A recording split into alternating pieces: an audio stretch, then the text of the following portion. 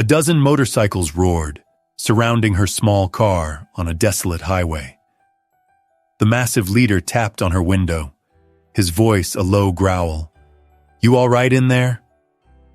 Trapped and alone, the young officer prepared for the worst. But she didn't know this chance encounter was half a century in the making, a debt of honor about to be repaid. If you believe that heroes and protectors can come from the most unlikely places, you need to see what happened. And hit subscribe, so you never miss a story of unexpected brotherhood. The sun was a bleeding wound on the horizon, smearing the vast, empty sky over the American heartland with shades of bruised purple and angry orange. Below it, Highway 81 was a lonely ribbon of asphalt, stretching into infinity through endless fields of corn, already harvested and skeletal in the fading light. It was on this desolate stretch of road that Captain Sarah Jenkins found herself utterly and completely alone. At 30, Sarah possessed a sharp intelligence and a physical competence that had earned her the silver bars on her uniform. Her appearance, with striking features and a posture of innate confidence, often turned heads, but tonight there was no one to see her. There was only the low, mournful hum of her aging sedan and the heavy silence of her own grief. She was exhausted, a deep, bone-weary fatigue that went beyond the jet lag from a 14-hour flight. It was the exhaustion of a long deployment followed immediately by the crushing news that had summoned her home. Her father was gone. The thought was a dull, persistent ache behind her ribs. She gripped the steering wheel, her knuckles white. On the passenger seat, her immaculate Army service uniform hung in a protective garment bag, the brass buttons gleaming faintly in the twilight. She was on her way to his funeral, a final tribute to the man who had inspired her to serve. The uniform in the bag felt impossibly heavy. She was bringing it to him, for him to be buried in, a final honor for a man whose quiet dignity had been the bedrock of her life. Her mind drifted, pulling her back. Not just to the last, crackly satellite phone call, but further back, to a rainy afternoon in her childhood home. She must have been 16, full of teenage angst, and convinced her father could never understand her world. He had found her staring out the window, brooding. Instead of lecturing her, he sat down beside her, a cup of hot tea in his calloused hands. And for the first and only time, he had truly spoken of the war. He hadn't talked about his own bravery. He had talked about his friend, a young, wisecracking kid from a small town in Indiana named Johnny Miller. Johnny was the life of the platoon, her father had said, his gaze distant, fixed on the rain streaming down the window pane.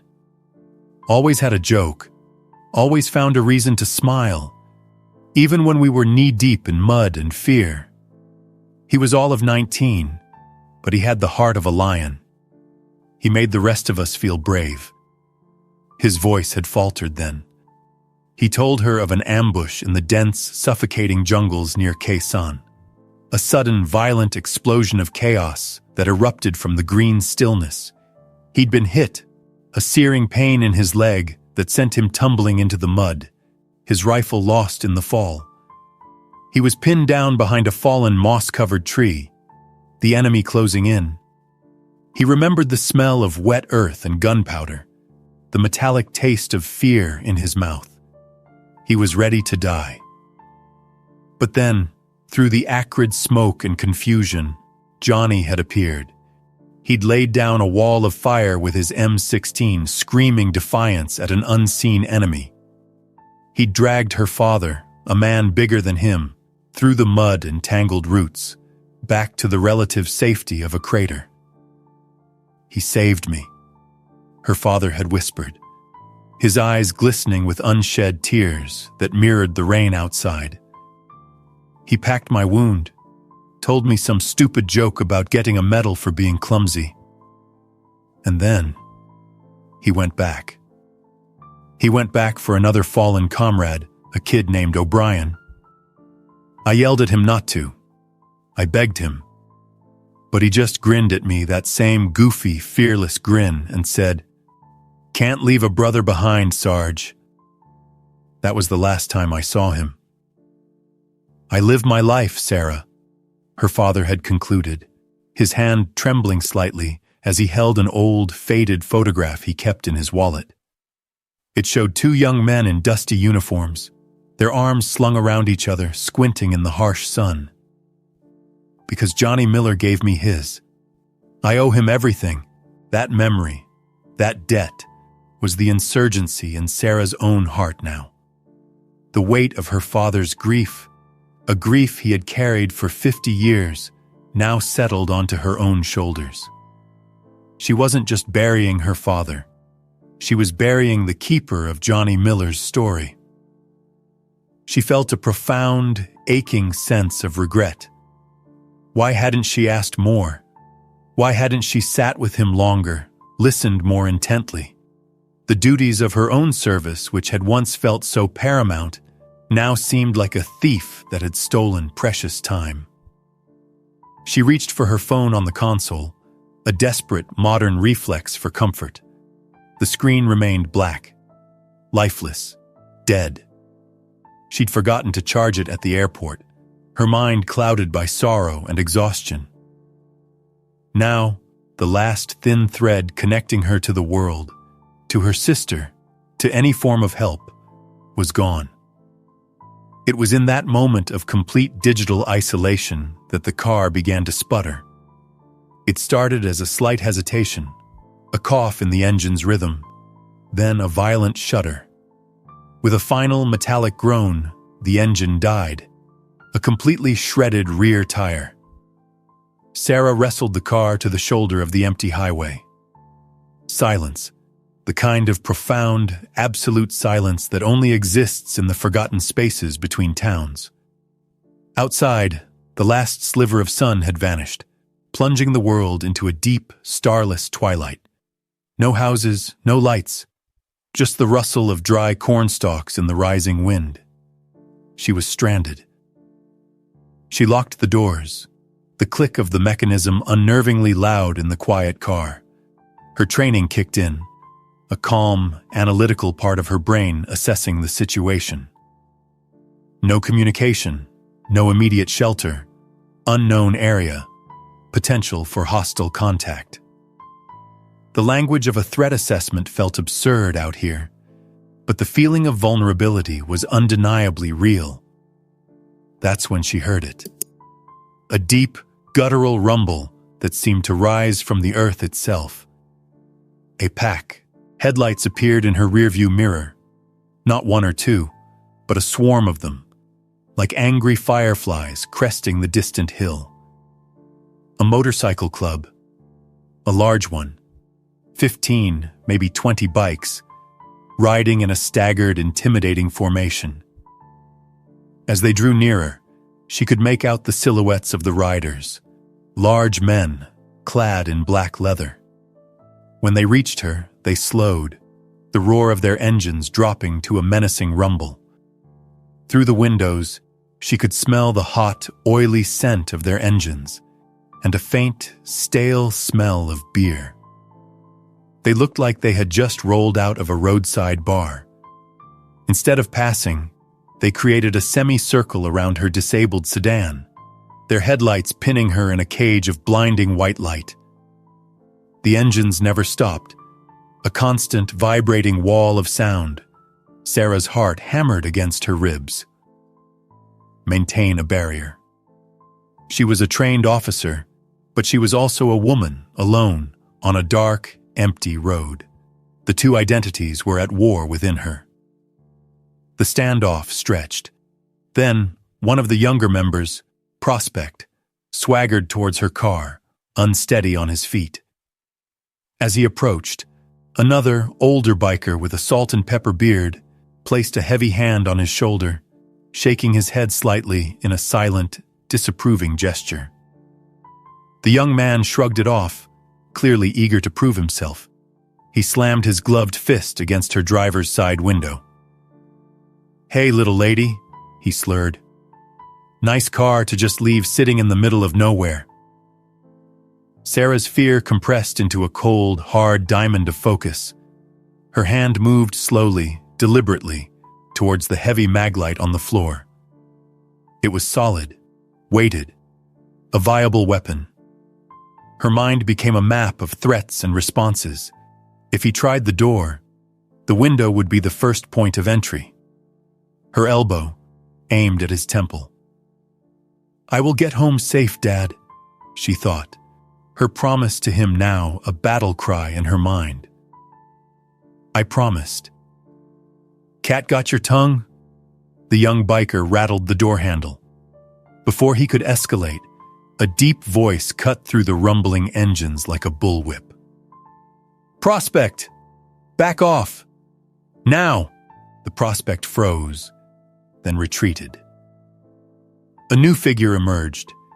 He was a mountain of a man, older, with a thick, graying beard and a presence that commanded respect. He moved slowly, his heavy boots crunching on the gravel. His eyes, sharp and intelligent, swept over the car, lingering on the garment bag, then finding the faded 1st Cavalry Division decal on the windshield. His expression changed, a flicker of something unreadable in his eyes. He tapped lightly on the glass. His voice was a low, gravelly rumble, less aggressive but still testing. "You all right in there?" He didn't use a title. It was a neutral question. Sarah recognized the shift. He had seen the decal. This was her moment. She would not be a victim. She would be an officer. She lowered the window a few inches. "My rear tire is shredded," she stated, her voice as steady and even as a parade ground command. "And my phone is dead. I am Captain Sarah Jenkins, United States Army. Who am I speaking with?" The massive man, the one they called Road Dog, stared at her for a long moment, his eyes weighing her words, her tone, her posture. The title, Captain, spoken with such authority from the occupant of the disabled car, seemed to hang in the air, changing the dynamics of the encounter. He gave a slow, deliberate nod, a gesture of acknowledgement. He turned his head slightly and barked a series of short, guttural orders to his men, a language of their own forged on countless miles of road. "Prospect! Eyes on the road, both ways. Ace, grab the kit. Tiny, you and Bear get the lights set up. Move!" The effect was instantaneous and astonishing. The chaotic, intimidating energy of the group vanished, replaced by a swift, disciplined efficiency that spoke of long practice. The prospect, the same young man who had been harassing her moments before, immediately jogged to the back of the line of bikes, standing guard and watching the empty highway, his posture now attentive, not aggressive. Two other bikers, burly men who looked like they could wrestle bears, dismounted and began positioning their motorcycles further up and down the road, angling them so their powerful headlights created a safe, well-lit perimeter around Sarah's car. Their flashing hazard lights turned the desolate shoulder into a beacon of activity. Another man, Ace, a wiry biker with grease-stained hands, opened a leather saddlebag and produced a heavy-duty tool roll and a powerful-looking hydraulic jack. He approached Sarah's car with a professional air, not even glancing at her, his focus entirely on the ruined tire. Sarah watched, her mind struggling to reconcile what she was seeing. This wasn't a gang. This was tactical. Her internal threat assessment began to shift. She sat in her car, a silent observer, forcing herself to breathe in a steady, 4-count rhythm, just as she'd been trained. Observe and analyze, she thought, her training finally winning the war against her fear. They're not chaotic. There's a structure here, a chain of command. She watched them work. The man they called Tiny, who was anything but, expertly positioned the jack, while Ace loosened the lug nuts with a tire iron. Their movements were economical, practiced. She noticed the patches on their leather vests again, this time with a new understanding. The eagle, globe, and anchor of the Marines. The wings of the 101st Airborne. A Purple Heart ribbon, its colors faded by the sun. These were not just decorations. They were languages she understood. Silent testaments to shared hardships in places far from this quiet highway. Another biker, a man with kind eyes and a calm demeanor they called Bear, approached her side of the car, keeping a respectful distance. "Don't you worry, Captain," he said, his voice surprisingly gentle. Ace here was a heavy vehicle mechanic in the Corps. He could fix a tank with a paperclip and some chewing gum. He'll have you back on the road in no time. He then asked, "You need some water? Long day on the road can get to you." His concern was professional, almost like a medic assessing a soldier for signs of fatigue. His simple offer of kindness was so unexpected, it almost broke the dam of her composure. Meanwhile, the prospect stood his post, but he kept glancing over, a look of profound confusion on his face. He finally sidled up to Road Dog, who stood like a silent sentinel near Sarah's door. "Boss, I don't get it," he whispered, loud enough for Sarah to faintly hear. "Why all this for one broken-down car?" Road Dog didn't even look at him. He kept his eyes on Sarah's car. "Look closer, kid," he rumbled. "Look at the decal. Look at the bag on the seat. That's not one broken-down car. That's one of ours. And what's our first rule?" The prospect hesitated, then recited, almost like a creed he was still learning. We don't leave anyone behind." "Never," Road Dog affirmed, his voice a low growl of conviction. "Now get back to your post." Sarah's mind raced. One of ours. The phrase echoed. The decal on her windshield. The uniform in the bag. The way the leader had reacted to her title. This wasn't a random encounter. Road Dog seemed to read her thoughts. He hadn't moved from his position by her window. "You look like you've seen a ghost, Captain," he rumbled. "Something like that," she admitted, her voice a little less guarded now. "I wasn't expecting this." "Most people aren't," he said. "They see the leather and the beards, and they make up their minds before we even say a word." He pointed a thick, gloved finger at the 1st Cavalry decal. "My old man was 1st Cav after Vietnam, Khe Sanh, 68. The name of the battle hit Sarah with a jolt, the same place her father had mentioned. The world seemed to shrink a little more. "I'm sorry to hear that," Sarah said softly, and she meant it with every fiber of her being. "He made it home," Road Dog replied with a shrug, but his eyes told a different story, one of pain and memory. "That's more than a lot of guys can say. That's why we do this." "Do what?" she asked, her curiosity now fully piqued. A low chuckle rumbled in his chest. "Sometimes, but this is different." He tapped the large, main patch on the back of his vest, which she couldn't see clearly from her angle. "When we see a car on the side of the road, we stop. It's the code of the road. But when we see that decal, or a gold star plate, or anything that says one of our own is in trouble, we don't just stop. We stay. We form a perimeter. We make sure the situation is secure until the mission is complete." He leaned in a little closer, his voice dropping. "The mission, Captain, is getting you home safe."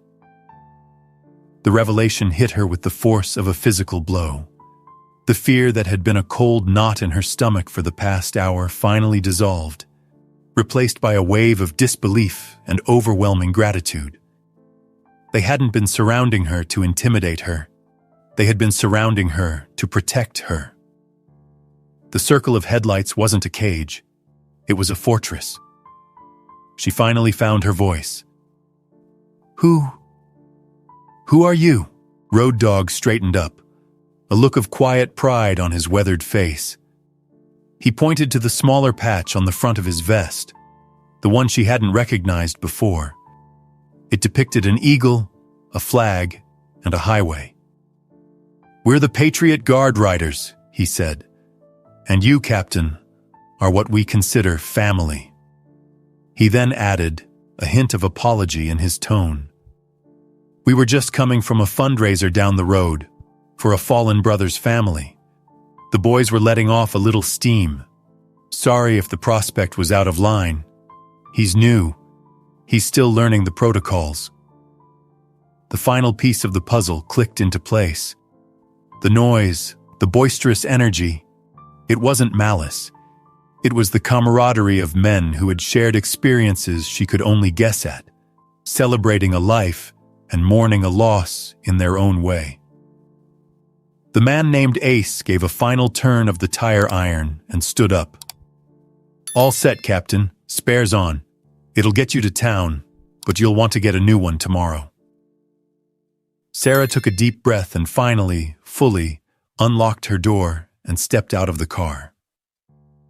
She stood before these large, intimidating men, no longer seeing a threat, but a circle of unexpected guardians. The cool night air felt clean and sharp. She was no longer a victim.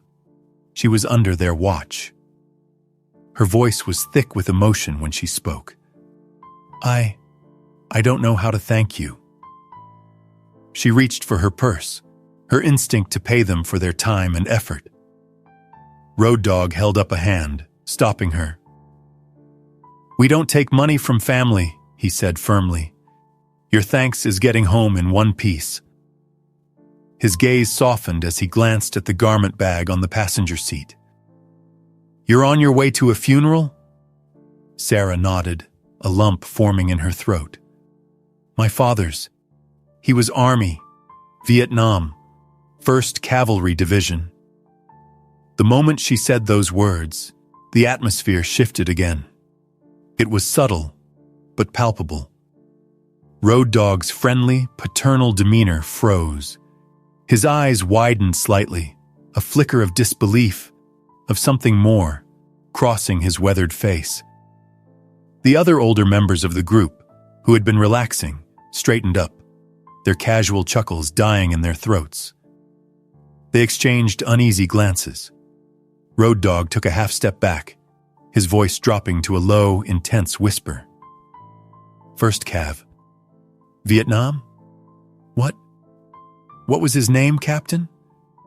The sudden intensity of his question caught Sarah off guard. "Why?" "Please," Road Dog insisted, his voice now tight with an emotion she couldn't place.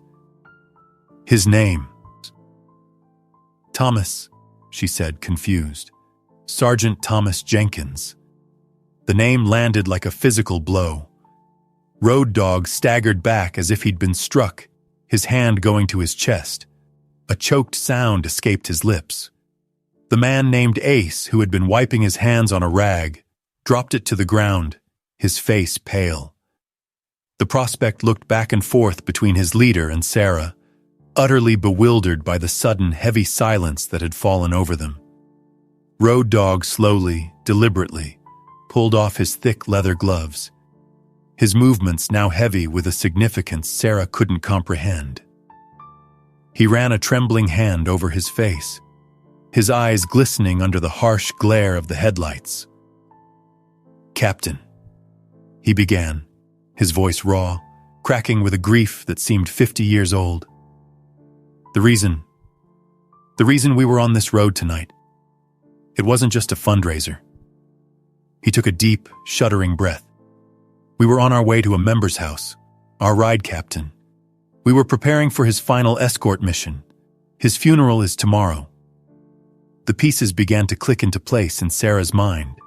but they formed a picture she wasn't ready to see. "The man we're burying tomorrow." Road Dog's voice broke, and he had to stop, composing himself. "He was my father, Johnny Road Dog Miller, Sr. He founded this chapter." Sarah stared at him, her heart pounding. The story her father had told her. The story of Johnny, the friend who had saved him. It all came rushing back with the force of a tidal wave. Road Dog looked at her, his eyes filled with a half-century of pain and gratitude. "Captain Jenkins, Thomas Jenkins, your father, he was the man with my dad when he died at Quezon."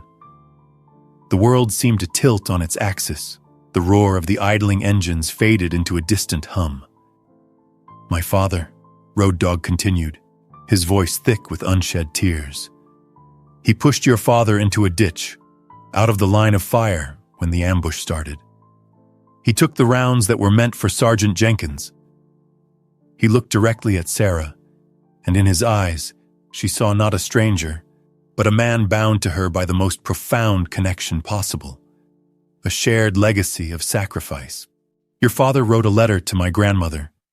He told her how brave my dad was, how he saved his whole squad before he fell. He sent back his dog tags, his last letters. My family, we've known the name Thomas Jenkins our entire lives. He was the man my father died for. He was the reason our family knew our hero didn't die in vain." He fumbled in his vest pocket and pulled out an old, worn leather wallet. From it, he carefully extracted a faded black and white photograph, creased from years of being carried. It showed two young men in dusty uniforms, their arms slung around each other, smiling in a moment of peace amidst the chaos of war. One was a young Thomas Jenkins.